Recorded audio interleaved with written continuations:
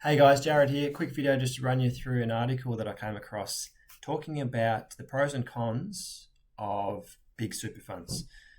So the big eight industry super funds, they actually own 12% of the Australian Stock Exchange, which of of an investment of $2.7 trillion, that's a very large amount.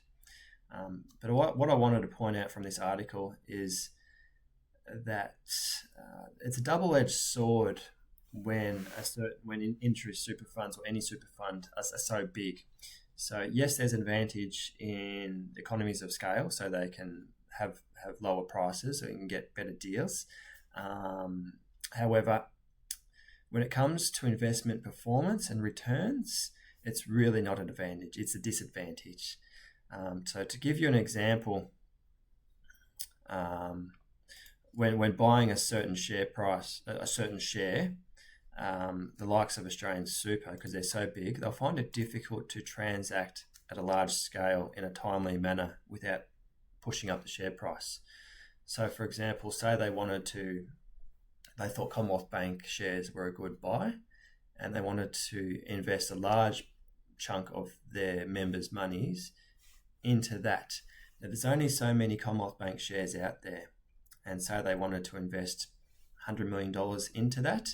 The first parcel of shares, they might buy $10 million at a certain price, and that's creating demand for that, pushing the price up. They still haven't bought all the shares they want to buy yet.